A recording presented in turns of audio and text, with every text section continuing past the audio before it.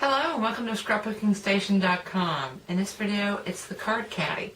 So if you've been following my mom's collection, these are the larger cards. This is a great way to store them. So whether it stands up on its own, or you do what I do, put a little contact strip in the back. And this way, when I send them, they will come like this. And that's because my mom loved the one for the restaurant credit cards that I made last year. So I'm going to do this for her. I'm going to put the camera over my shoulder to begin with, and we're going to talk about the structure, and then I'll be back. You want to find a piece of cardboard, and you want to cut it 8 by 12 overall, and then you're going to come down and score it at 8 inches on the long side and at 9 inches, and that gives you your 1 inch thickness for your card holder. On the short side, you score it at 1 inches, and then at 7 inches, and then you cut away both of these inches, leaving you these two flaps, and that is what's going to connect to the back. Now, my new best friend is pizza boxes, so I made this out of a pizza box. You actually could use cardstock, especially if you're going to cover it. So let me cover the panels I'm going to cover on this and be back.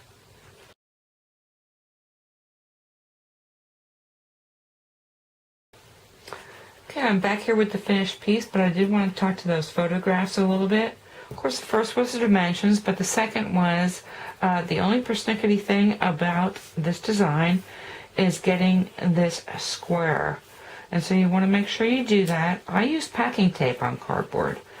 And you can cover the back if you wanted to. I'm not going to because this is intended to be a wall hanging. This will be against the wall, so it's really not necessary.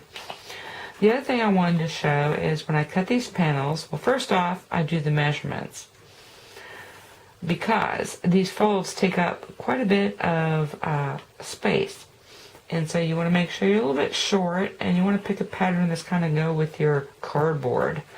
And this one done, this is Bella Rose from Stampin' Up. These are some scraps I had left. But anyway, I'm going to cut them long, and they're anywhere from about a 1/2 inch to 1 inch folded to the inside, because the inside won't ever be seen. And lastly, let me grab some cards.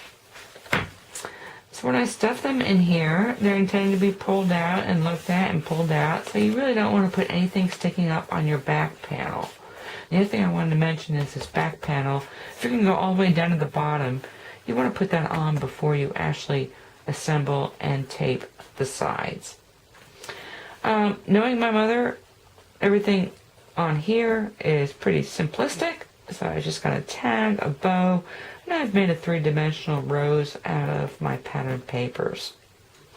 Anyway, that's going to be a really pretty gift. I'm going to get the rest of my envelopes done for the large cards. I know I promised you a tag card and whatever, but I think what I'm going to do is when I build card designs in the future, I'm going to consider these large card designs as well, because she's going to need refills. Anyway, I hope you took something with you you can use in your own paper crafts. Thank you for watching.